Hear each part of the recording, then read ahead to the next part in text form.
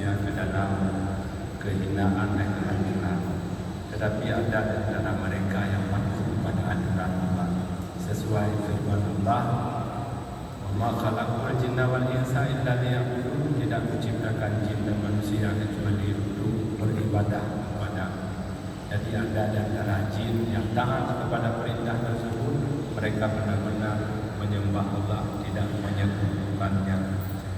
Maka di antara jin itu ada yang durhaka kepada Allah dan ada yang saleh, yang taat kepada Allah. Sebagaimana disebutkan dalam surat Al-Ahqaf, surat ke-46 ayat ke-29. Wa idh sarafna ilaika nafaran minal jinni yastami'una al-Qur'an falamma hadaruhu qalu ansitu. Ingatlah ketika kami hadapkan segolongan jin kepada wahai Muhammad.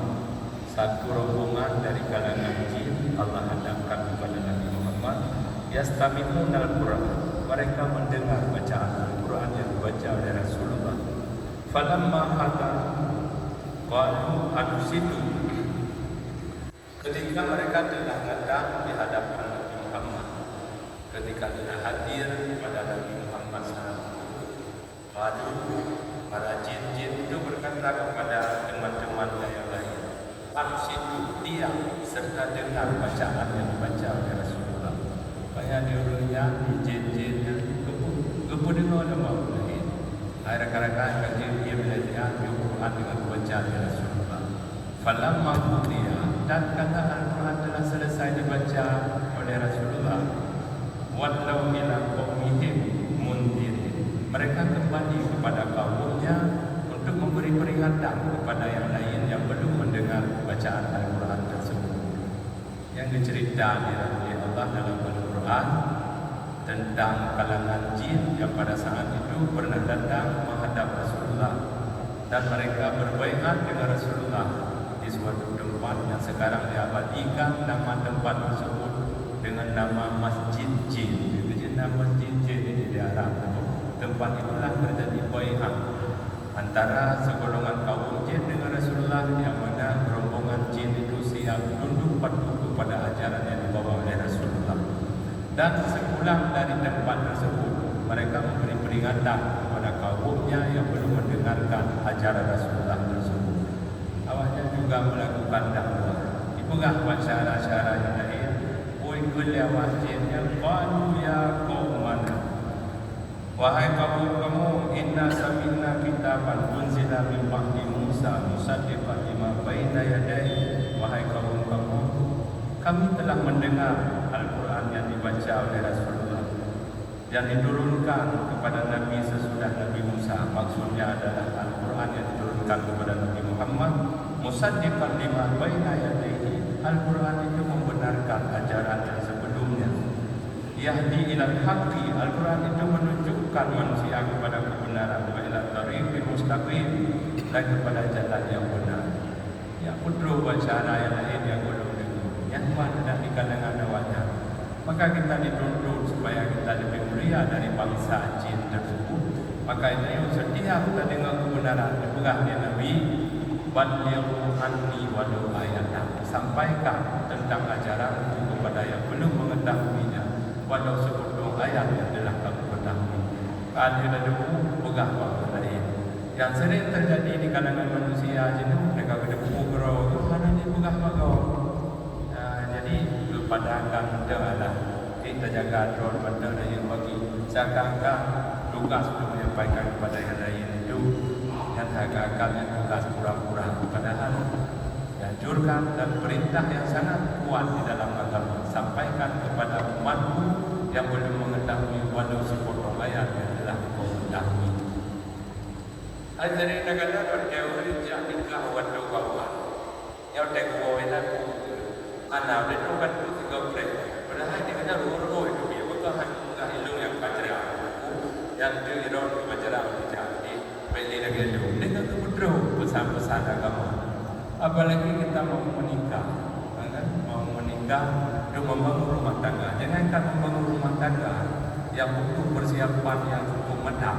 membangun rumah biasa, dan ada yang perlu perencanaan yang mantap, tempat yang berjelas, lokasi-lokasi lain rumah pada tempat jeru ada, alian dalam ada benar yang akan dapat kiban mesin yang sesuai dengan tahun 2022. Jadi jelas ada perencanaan. Tapi ada begitu mana sampaikan yang terjadi menyangkut dengan urusan agama yang kita hadapi itu kebuka mudah tak ini kamu sih kubra ada kuimu padahal tak punya dulu lagi pekerjaan supaya mereka juga mau belajar, mau menuntut ilmu untuk persiapan bekal kita jalani kehidupan di dunia yang mana dunia ini seharusnya dijadikan sarana untuk menggapai kebahagiaan dunia dan akhirat. Maka ini dituntut sebagaimana kedudukan kita yang telah dimuliakan oleh Allah dari kalangan makhluk yang lain. Dituntut dan jin lebih dari kalangan jin. Jin dengan kebenaran yang perlu lain. Disampaikan walaupun nasib jin pemudra yang biji kadang-kadang selalu merusak kehidupan manusia. Maka tidak ada beda sebenarnya antara kehidupan mereka dengan yang cuma beda dari segi wujudnya. Yang dipegang dalam surah Al-A'raf. Inna pula innahu yarakum wa qabiluhu min haitsu la tarawnahu. Syaitan itu, para jin-jin itu, mereka serta pengikut-pengikutnya dapat melihat kalian, sementara kalian itu tidak dapat melihatnya. Yang ternyata yang beda, awalnya kadang beliau, itu hanya dengan awalnya. Ini sisi perbedaan. Padahal kadang-kadang dari segi beriman, mereka juga ada yang beriman, ada yang berakal. Maka itu dalam kehidupan ini menunjukkan Ibnu Ajibah rahimahullah ketika mensyarahkan dalam hikmah dari Ibnu Athaillah yang mengatakan rubbama kunta musi'an, yang dikele Ibnu Athaillah, rubbama kunta musi'an fa'araka al-ihsana minka lisuhbatika mimman huwa aswa'u halan minka. Seringkali engkau merasa bahwa engkau telah menjadi orang yang baik. Seringkali merasa kita telah menjadi orang yang baik, padahal kita masih orang yang jahat. Lisuhbatika mimman huwa aswa'u halan minka. Disebabkan engkau berteman dengan orang yang lebih jahat daripada dirimu. Merasa adanya orang pakai merasa orang karena teman-teman engkau belum paling muda dari ini, sehingga tidak ada yang engkau. Padahal hakikatnya belum standar ulama. Maka Ibnu Ajibah ketika mentafsirkan kalam hikmah tersebut, dipegang menurut versi Ibnu Ajibah, standar yang benar memiliki 4 macam. Yang pertama, mahabbatul lillahi wa rasuli. Yang pertama, cintanya kepada Allah dan Rasul melebihi daripada cinta kepada yang lain. Mahabbatul lillahi wa rasuli, cinta kepada Allah dan Rasul. Tumbuhkan kecintaan kepada Allah dan Rasul, barulah semua ajaran yang dibawa oleh Rasulullah itu akan terasa ringan. Karena kalau mau cinta, dia memandang buah akan terasa berat. Karena mau cinta, belaan, beliau bukan contoh. Kira-kira hobi nonton bola, yang dua malam benar-benar terasa berat. Dua malam sedang di rumah, yang baru dah buih benar. Karena mau hobi.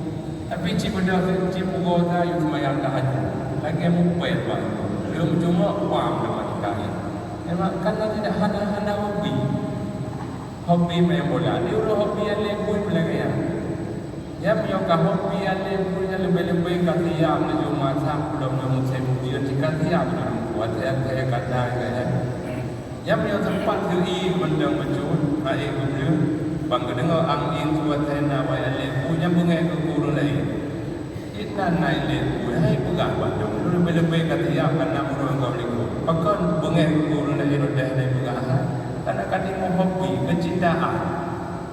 Kita yang dekat 12 Rabiul Awal tengok bunga. Kita tergugah hati umat. Yang tengok mulu Nabi. Lahir Nabi udah subuh. Tak subuh dah beramai dah baca lawan berbujai. Ulu. Anak beliau tahu apa lagi dia pegang di Rasulullah. Orang yang paling tahu tentang orang kiamat, yang paling tahu. Dan yang paling pegang tentang orang kiamat, dia paling tahu. Cuma dia dah bayangkan hidup di dunia ini manusia miliaran. Jadi kalau ada orang megang, dia kata mau dah yang kok Yohana Nabi. Ulang dari jeda Rasulullah di urang kiamat di yaumil mahsyar. Yang semua manusia saat itu adalah dibangkit oleh Allah. Dari manusia pertama sampai manusia kiamat ini. Dari kiamat cukup jaya merupakan Rasulullah. Dia akan datang seizin Allah merupakan kepada Allah.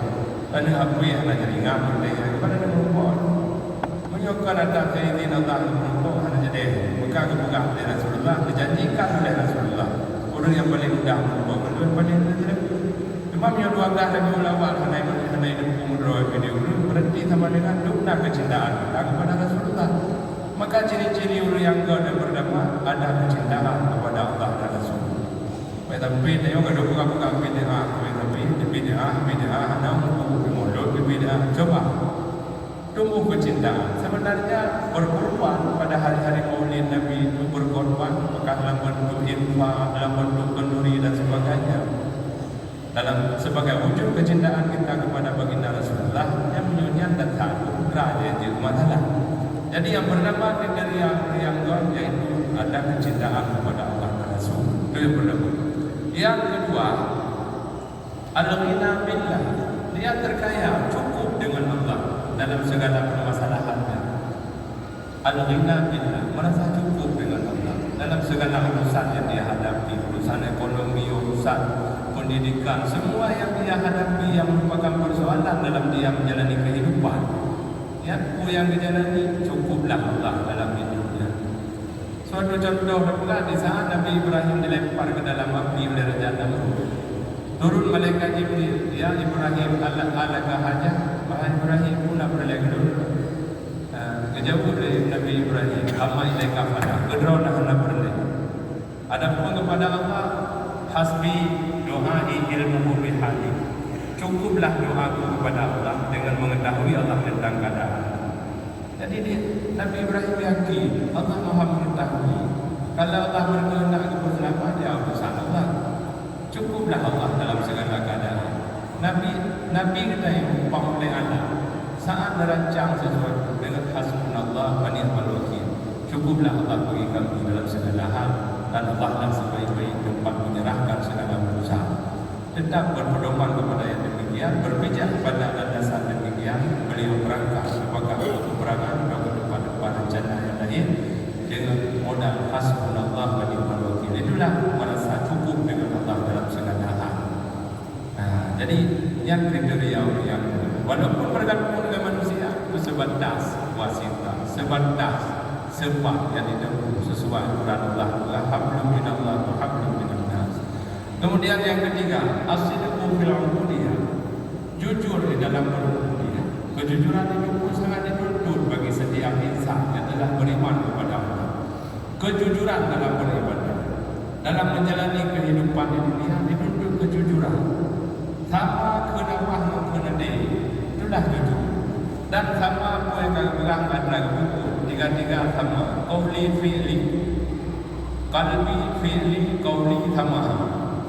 Makanya tiga rukun itu dalam salat yang dituntut sinkron, sesuai. Ada sesuai, tidak menyimpang apa yang diucapkan dengan apa yang ada di dalam hati. Itulah kejujuran. Kadang-kadang ketika seseorang membaca rukun qauli, hatinya tidak sejalan dengan apa yang dia baca. Yang sama dengan semayang ada hati. Dalam menjalani kehidupan juga demikian.